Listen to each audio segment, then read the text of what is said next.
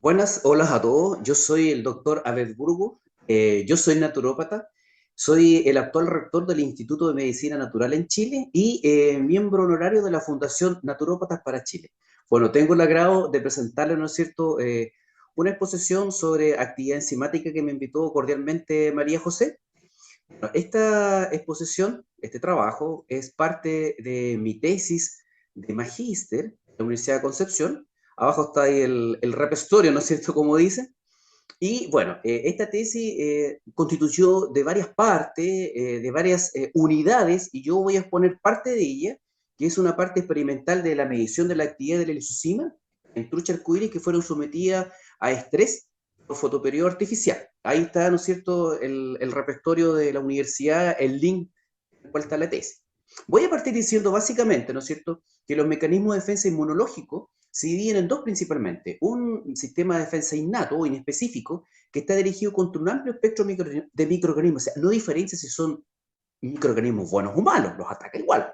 Y este se divide en barrera primaria, constituido de mecanismos físico-químicos y mecánicos como la piel, los mucosas y también componentes bioquímicos, enzimas, secreciones, y aquí también se da un grado, ¿no es cierto?, como de escamación o simplemente la regeneración diaria que tienen algunos epitelios y mucosas. Y la segunda barrera compromete básicamente un sistema celular de tipo fagocítico. Y también el sistema de defensa específico que está constituido por la participación de los linfocitos B y T con una respuesta de tipo humoral y celular. Ahora, la lisozima, esta es una enzima que ataca a la unión, ¿no es cierto?, que corresponde a la unión beta 1,4 entre la N-acetilglucosamina y el ácido murámico. Y está indicado, ¿no es cierto?, dice rotura lisozima en el esquema al lado izquierdo. Y estos componentes que va a romper son parte constitucional, ¿no es cierto?, de las paredes de las bacterias, hongos y algunos invertebrados. Entonces, de modo que esta enzima va a atacar la pared estructural principalmente de tipo bacteriano. Y la lisozima, a mí me pareció un desafío porque yo participé en un proyecto FONDEF, el cual fue financiado, ¿no es cierto?, por el gobierno de Chile, y se hicieron varias unidades.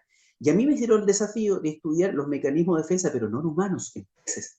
Porque estaba la oportunidad, y más que varios profesores de la Facultad de Farmacia y Bioquímica me decían que los seres humanos se sugestionan. Entonces, como son los primeros vertebrados post-quirotermo, el sistema inmunológico funciona igual. Ahora, esta lisozima está repartida, ¿no es cierto?, en distintos peces, ¿no es cierto? Y muchos autores dan, digamos, la presencia que está en el plasma, la linfa y algunos órganos linfoides secundarios. Ahora esta se encuentra, en el caso de la trucha, en la sangre y el mucus. También algunos órganos como el estómago y el intestino principalmente. Y también se encuentra en la sangre y en el muco, es decir, esta especie de mucosidad que parece una salida por fuera de los peces. No existe una diferencia entre la actividad de la lisozima presente en la sangre de estos pececitos y en el mucus, pero sí posee una actividad fuertemente tipo antibacteriana, principalmente en la bacteria tipo gram positiva. Y dentro de todos los peces, se vio que las truchas tienen la mayor actividad enzimática de esta enzima y que se hizo a partir de la medición de pronefro. Aquí tengo que explicar que en los riñones hay pronefro, mesonefro y metanefro. Entonces los peces están entre pro y mesonefro, hay una escala evolutiva. Bueno, el pH óptimo de esta enzima para los peces es entre 5,5 y 6, pero curiosamente cuando se las mediciones bioquímicas, la mayor actividad hasta los 37 grados Celsius. Eso lo comprobé según Mock y Petri. Pero también otros autores hablan que existen variaciones estacionales, es decir, primavera, verano, otoño, invierno, de modo que, como estos peces dependen de la temperatura externa, va a variar su grado de actividad dependiendo de la temperatura. Y lo interesante, que cuando yo tuve que hacer la extracción de sangre, no existe diferencia entre medición de lisozima en suero en plasma, es decir, con o sin presencia. Acuérdense que a veces se puede ocupar un anticoagulante, ¿no es cierto?, que es la heparina. Pero estas variaciones estacionales que yo le acabo de comentar se deben principalmente a algunos autores en las variaciones con los microorganismos patógenos que tienen que coordinar con la proliferación. Bueno, en peces, la medición de esta lisozima se hizo a través de un método de tipo turbidimétrico que se puede medir a través de un espectrofotómetro o una placa que se llama lisoplaca. Ahora, esta actividad va de acuerdo al decrecimiento de la absorbancia. Aquí quiero explicar que hay un espectrofotómetro que lanza una longitud de onda determinada sobre una cubeta y la absorbancia la dan las bacterias presentes en la suspensión. Entonces, la enzima va a comenzar a lisar, como yo expliqué al principio, y a romper las paredes bacterianas. Y hay que recordar que las bacterias, que se tienen que dar con una especie de reconstitución de la bacteria liofilizada para hacer la preparación que voy a explicar, entonces las bacterias tienen una presión positiva interna atmosférica, de modo que cortando esos enlaces, las bacterias literalmente explotan. Eso es lo que pasa ahí. Y al explotar se desintegran, y al desintegrarse permite un mayor paso de luz, y la absorbancia va a ser menor, es decir, pasa más luz. Eso es lo que hace este método básicamente, ¿ya? Para explicar así en grandes modos. Bueno, en vertebrados inferiores dice, ya expliqué que hay variaciones estacionales, pero la variación más importante es el fotoperiodo, es decir, el número de horas de luz con respecto al número de horas de oscuridad, que se llama fotoperiodo. Eso dice un autor que se llama Wolf. Y en los peces, fíjense ustedes que mucha gente puso en el esquema al lado derecho, relaciona, ¿no es cierto?, la glándula pineal con la melatonina, y es así. Pero los pececitos, prácticamente la glándula pineal está en la superficie, la cabecita, y hay una ventana pineal especializada como un fotorreceptor que en un trayecto, pero muy cortito, envía los impulsos, ¿ya? Transducción de la señal lumínica a nerviosa a la glándula pineal. Entonces, la tienen muy, pero muy desarrollado, ¿ya? Y aquí puse yo qué relación tiene el ritmo de actividad diurno y el ritmo de actividad nocturno. Es decir, la secreción de melatonina es en la noche, en oscuridad. Ahí recién se secreta la melatonina. Bueno, esta producción en estos pececitos también se da, ¿no es cierto?, en la oscuridad, igual que los seres humanos, pero dice que se puede, si se modifica el fotoperiodo, se altera el ritmo de actividad diurno nocturno a niveles de melatonina. Entonces, eso puede cambiar un ritmo circadiano, lo que llaman una sincronización, los alemanes llaman el Zeitgeber, y otros llaman el timing, ¿no es cierto? Esa es más o menos la terminología de publicaciones científicas. Bueno, si modificamos entonces el fotoperiodo, una alteración de un ritmo de actividad diurno nocturno que acabo de explicar en la lámina anterior, esto probablemente va a ser un agente que va a producir una alteración o un estrés. Este caballero, ¿no es cierto? Brett lo define como un estado producido un medio ambiente o factores que extienden la respuesta adaptativa más allá del rango normal. Y esto produce disturbios en el normal funcionamiento, uno diría la homeostasis. Y si alteramos la homeostasis, obviamente vamos a reducir la sobrevivencia. Y aquí recordar nada más que en forma muy, muy general, al lado derecho están humanos, al lado izquierdo están pececitos.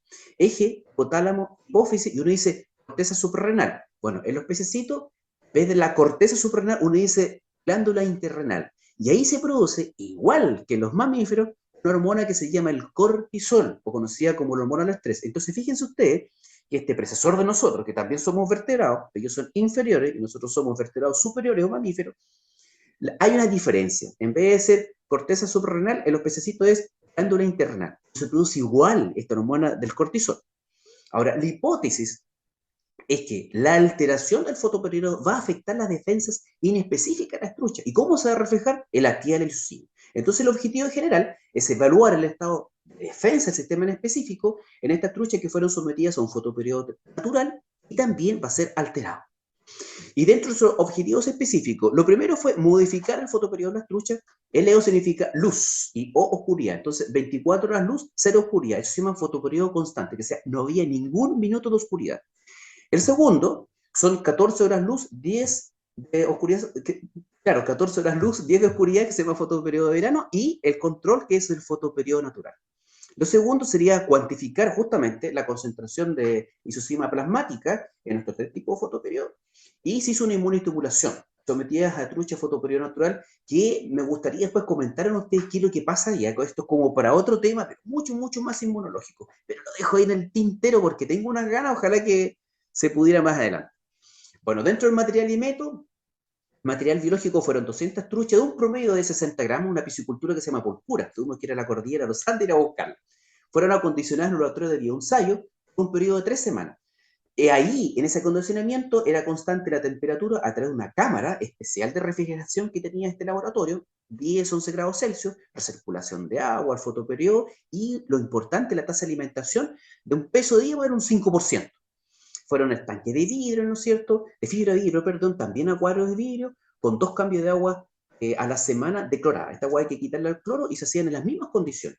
La iluminación a través de tubos fluorescentes, OSRAM, de 1500 lux, a una distancia de 30 centímetros de la superficie del agua, controlados a través de un timer temporizador para determinar la cantidad de horas. Eso es lo que queremos nosotros. Y la alimentación fue a través de un alimento comercial que se llama un extruido comercial, que fue con la tasa, como yo les comenté, de 0,5%, el pH del agua y el oxígeno que fueron controlados. Ahora el pH tenía que ser menor que 8, porque se aumentaba, el amoníaco se transforma en amonio y los peces mueren todos. Y la concentración de oxígeno tenía que ser superior a los 10 miligramos por ml. Bueno, vamos al diseño experimental. Fíjense que hay una línea de tiempo, es muestreos en días, que está en color azul. La primera fase, al lado izquierdo, dice periodo de condicionamiento. Esos fueron los días que estaban todos en las mismas condiciones para aclimatar los animales. Fue un periodo desde el 18 al 30 de agosto del año 2000. Y luego, desde el 31 de agosto hasta el 26 de octubre, fue el periodo de alteración luminosa. Y ustedes pueden apreciar en la parte superior que el fotoperiodo natural se mantuvo y ese grupo fotoperiodo natural se transformó, ese grupito de peces, luz constante, que sea 24 horas luz y abajo un fotoperiodo de verano de 10 horas de luz, perdón, 14 horas luz y 10 horas de oscuridad.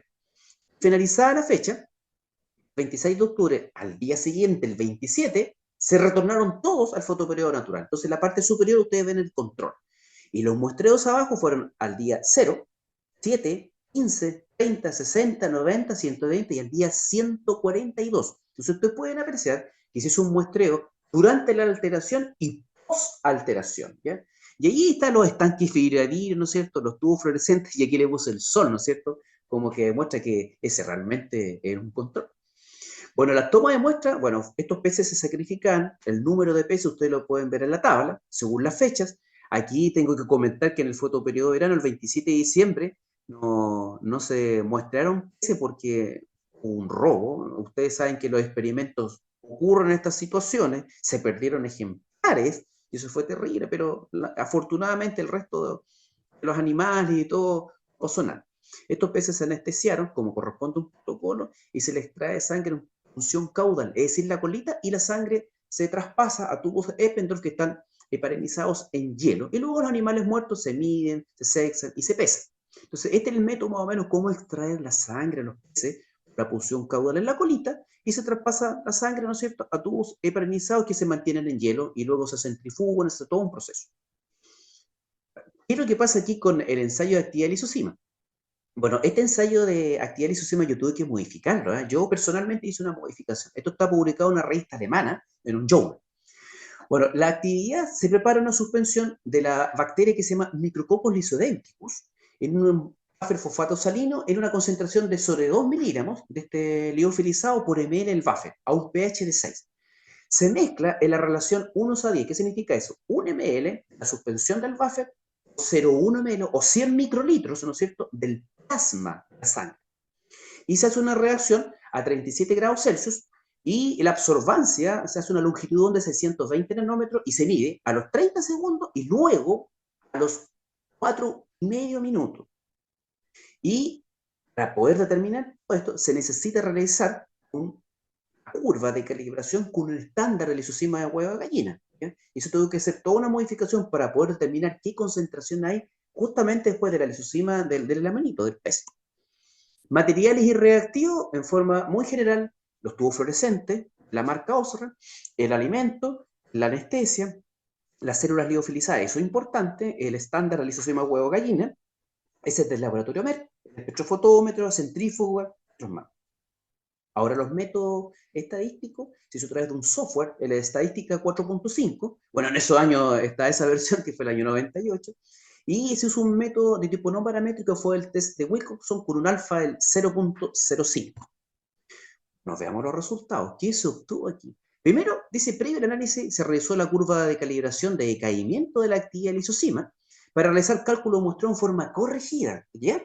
Y aquí la relación con el tiempo cero, es decir, se muestreó el día 1 y vamos a ver a lo largo del tiempo qué le pasa a la enzima. Mucha gente habla de la criofactura, qué pasa con el congelamiento, qué le pasa al sabor de los alimentos congelados. Bueno, parte de esto, ¿ya? Entonces aquí se hizo una curva para ver el decaimiento y se mantuvieron guardadas las muestras a 20 grados bajo cero. Y la curva de decaimiento se obtuvo entre los 0 y 60 días, aquellas muestras que fueron congeladas con un protocolo de 20 grados bajo cero, y fue distinto a lo que hicieron otros autores en un pleurodéctico lenguado que se llama Limanda-Limanda, y también a otras diferencias, digamos, con respecto al decaimiento de actividad. Que resulta que él lo encontró entre los 3 y 21 días y yo lo encontré en otros días totalmente distintos, ¿ya? Y también puedo sacar mi error de variación técnica, es decir, hay un error humano. Eso tiene que ser una persona externa, o sea, un profesor de la universidad me hizo medir estos estándares y ahí habían algunos falsos positivos y resulta que después de muchas muestras, aún dice, tu error humano es de un 5,96%, es decir, si yo tengo una diferencia con esas barritas, uno dice, ay, si las barras se cruzan o no se cruzan, tiene que ser mayor la diferencia al 5,96. Hay que exista una diferencia estadística significativa, porque es el error. O sea, si yo tengo una diferencia menor de 5, es un 4, un 4,5%, no es, digamos, considerada porque el error humano que estoy cometiendo es mayor a un 5,96. Eso es lo que yo quiero explicar, por favor. Que muchos, digamos, estudiantes de tesis no se sacan el error humano y no lo comparan con la diferencia que tienen entre un protocolo y otro. Fíjense que acá el gráfico del lado izquierdo es el decaimiento de la actividad del lisozima. Y fíjense que se midió hasta los 160 días. Ya el día 60, como que decae y se mantiene constante. Y luego la variación es poquitito, poquitito a lo largo del tiempo. Del lado derecho, eso, ¿no es cierto? En distintas concentraciones de lisozima se dio la densidad óptica. Así, en el gráfico derecho se pudo calcular, ¿no es cierto?, esta ecuación. Es I 0,02170, X, que representa la densidad óptica, y más 0,01202. Esa es una ecuación, es como se puede decir, una constante que lo obtiene uno al obtener, ¿no es cierto?, con el gráfico derecho, ¿no es cierto?, una curva. Esos son cálculos que uno en bioquímica le enseña, ¿no es cierto?, y habrá esta correlación.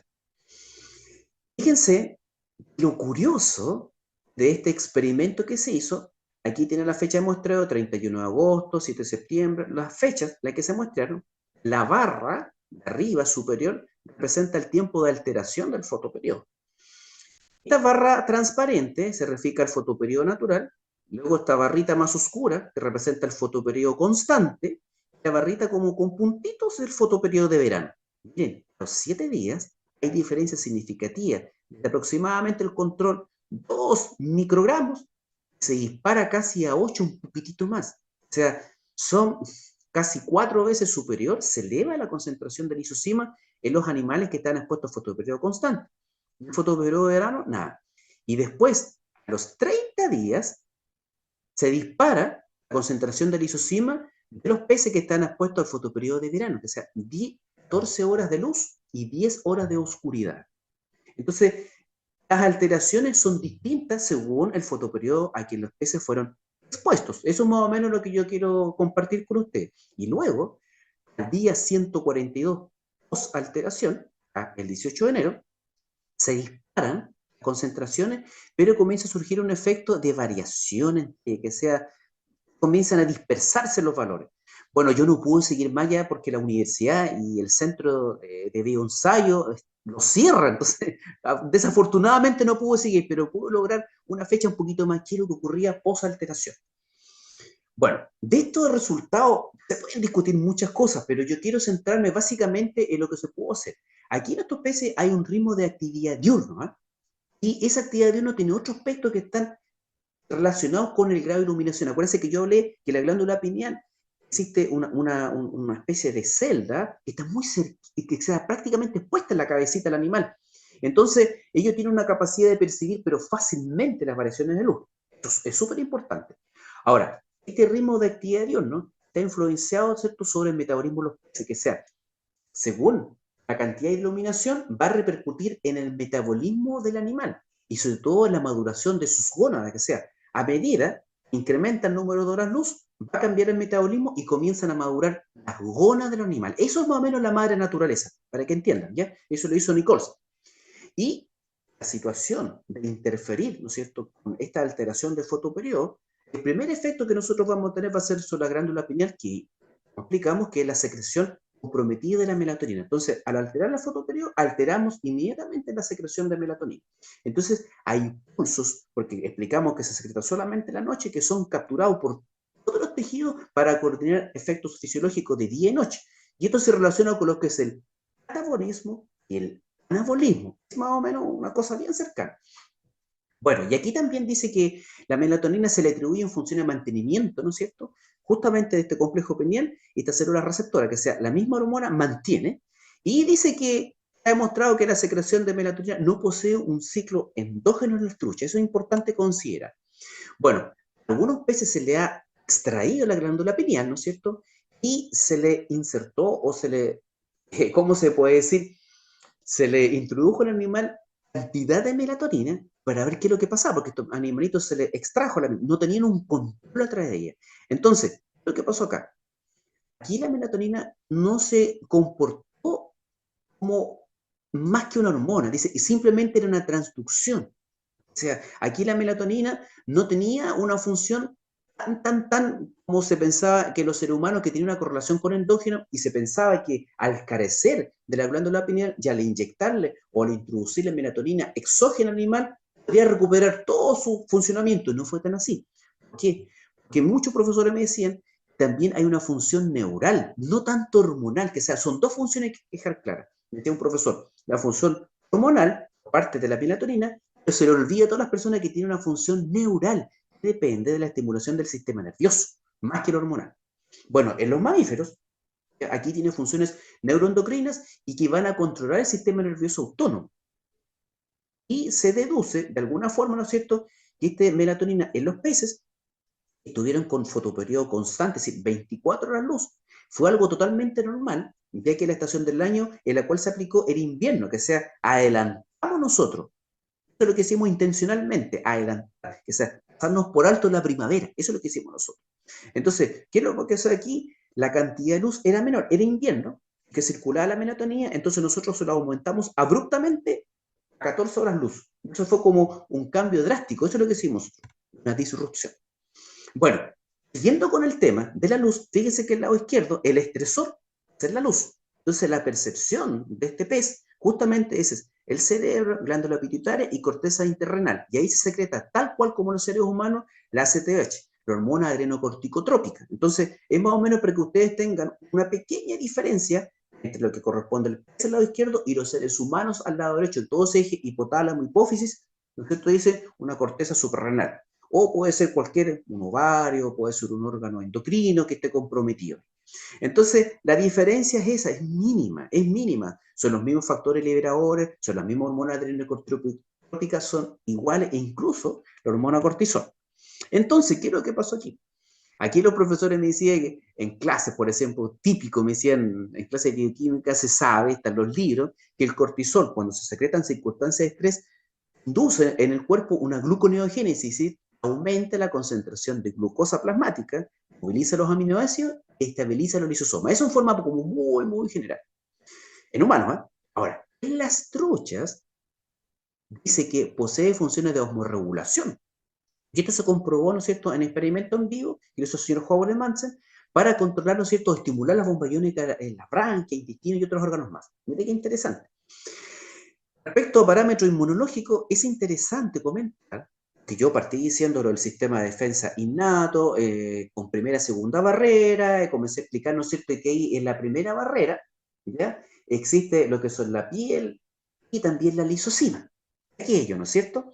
Pero aquí se hizo, ¿no es cierto?, en coordinación con un alumno que está cursando su tesis de doctorado, que es Marisa Leonardi, que está citada ahí. Bueno, ella aquí lo que hizo una determinación en el conteo de linfocitos T. Entonces, ¿qué encontró ella? Justamente en los mismos peces que estaba experimentando yo de este proyecto, encontró una disminución de la respuesta inmunológica justamente en los linfocitos IB. Pero dice, el periodo de alteración o durante el periodo de alteración del fotoperiodo, en esa barra gruesa que le mostré yo. Y después, ¿no es cierto? Post fotoperiodo, después de haber alterado, ella, en vez de encontrar una disminución, encontró un incremento de estas mismas células. Entonces, fíjense ustedes que inmunológicamente, cuando se aplica un fotoperiodo, estos animales disminuyen el conteo de linfocitos. Usted le retira la alteración luminosa, comienza un incremento del linfocito. Entonces, yo siempre pienso, le decía a mis profesores, ¿qué pasará con esas personas que trabajan en la noche y tienen iluminación nocturna? ¿Qué pasa con su conteo de linfocito y qué puede pasar con su estado de salud? Eso es interesante reflexionar. Bueno, y aquí esta célula fagocítica secreta la lisozima, ¿no es cierto? Pero aquí se ha visto en la literatura que esta concentración de lisozima puede ser afectada por situaciones de estrés, y ahí le confirma Baine, Levy y muchos otros autores. Pero aquí lo interesante es que esta lisozima está distribuida en fluidos internos, yo conversé, ¿se acuerdan? Algunos órganos, principalmente el sistema digestivo, tubo digestivo, pronefro, pero también dijimos que estaba en la piel, en la mucosa y en la franja. Y aquí se vio que está presente en el mucus con un pH de actividad de temperatura óptima, igual que la concentrada en sangre. O sea, aquí yo partí justamente contarle a usted midiendo la lisozima en la saliva humana. De saliva humana lo pasé al mucus de pez y después me pasé a sangre humana. Después me pasé a sangre de pez. Hice como un viaje entre lo que es la bioquímica humana y la bioquímica del pez, entre la saliva humana y el muco del pez. Me di ese trabajo, ¿ya? Me di ese trabajo. Y aquí, ¿no es cierto? Esta situación de estrés fue inducida, ¿no es cierto? Aquí nosotros lo hicimos por fotoperiodo, pero hay otros autores que lo han hecho por transporte, ¿no es cierto? Distintos tipos de alteraciones. Y aquí dice que en este pez, que es un pleuroléctrico lenguado, se llama limanda limanda, disminuye, ¿no es cierto? Cuando se hace por inducción de estrés por transporte. Y en trucha arcoíris dice que los niveles de lisozima alrededor de 6 horas por estrés de manipulación. O sea, los transportan en balde, los toman con sus manos, los van estresando de esa forma. Y aquí dice que uno son estresores intensos, como un transporte en un camión, que se lleva a los peces a jaula o al mar, no llevan del río al mar, o también por contaminación del propio amonio.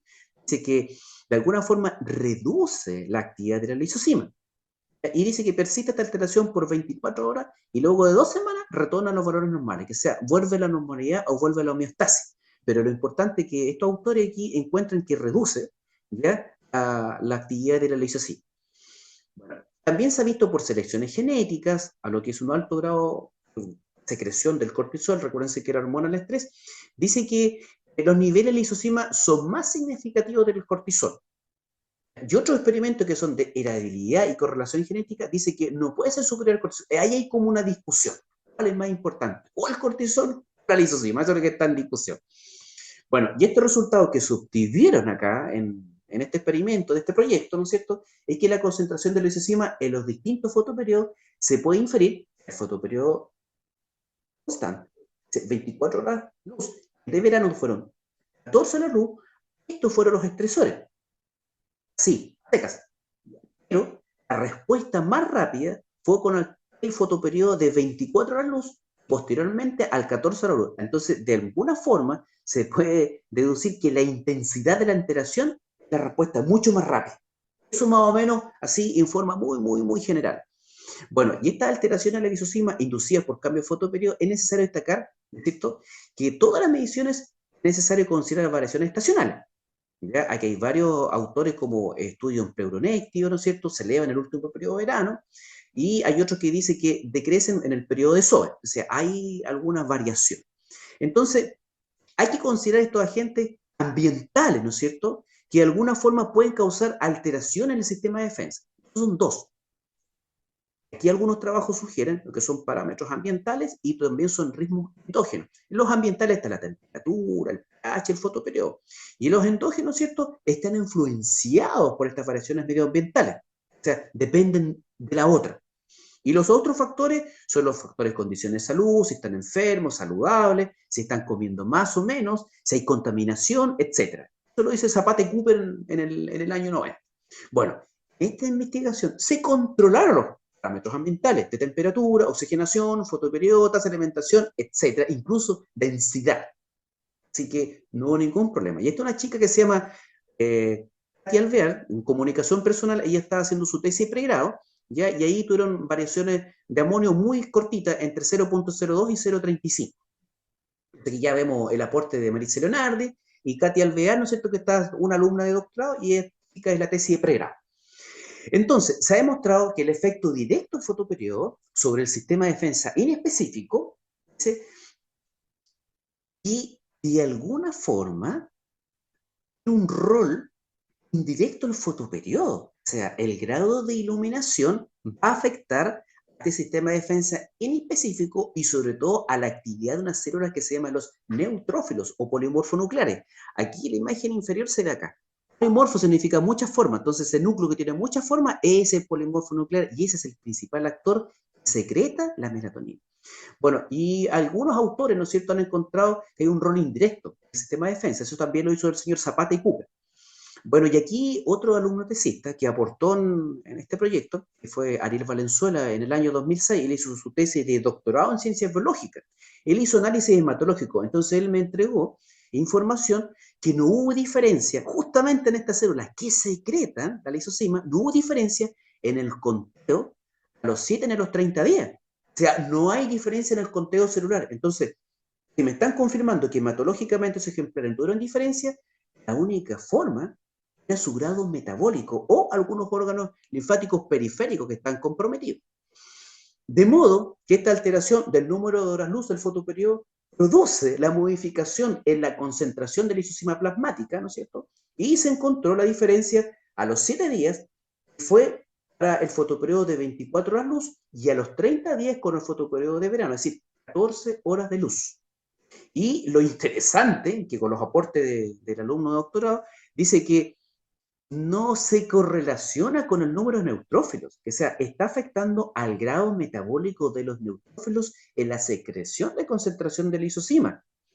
Y esto, pero muy, muy, muy interesante lo que estamos conversando nosotros. Bueno, acá está toda la bibliografía, ¿no es cierto?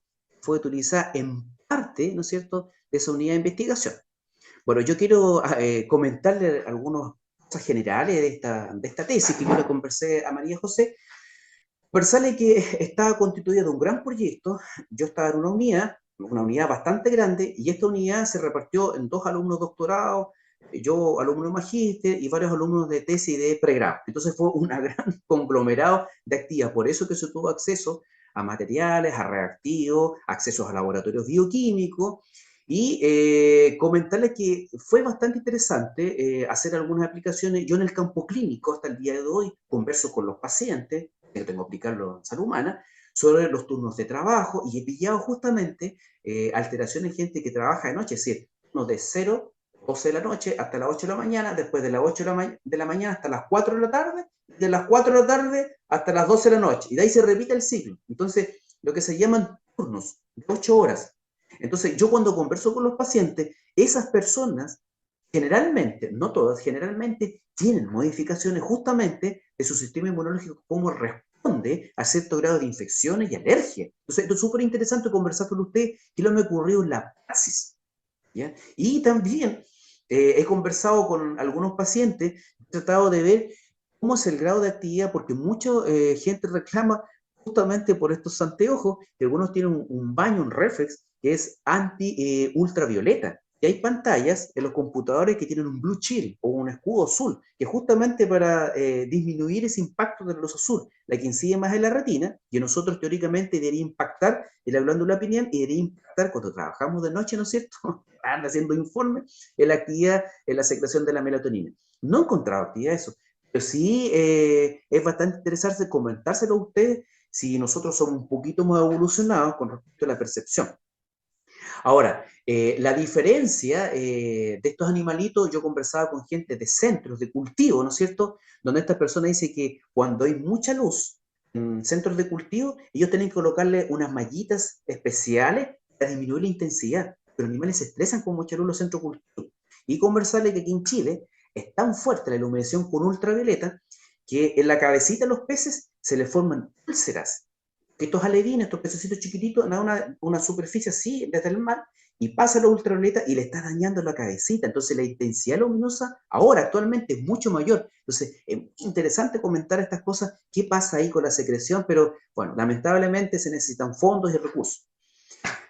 Bueno, espero que le haya gustado esta exposición, explicarle a ustedes cómo se hizo con respecto a animales poiquilotermos.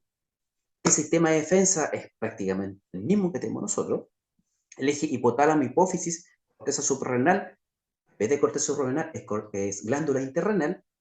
La diferencia es casi nada. Las hormonas son las mismas, melatonina y cortisol, que tenemos nosotros. Entonces, por eso es bastante interesante, y espero que hayan entendido. Si tienen consulta, duda, me la pueden hacer llegar, ¿no es cierto?, a través de María José, y encantado de exponerle mi trabajo y mi experiencia, ¿ya? Espero que les haya gustado. Cualquier consulta, clínica, experiencia, me la pueden hacer. Así que muchas gracias y espero una próxima. Muy amable.